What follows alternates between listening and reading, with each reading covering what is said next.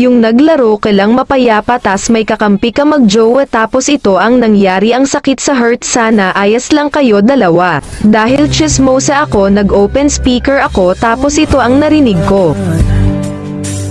4 years na, diba? 4 years na yung nakalipas.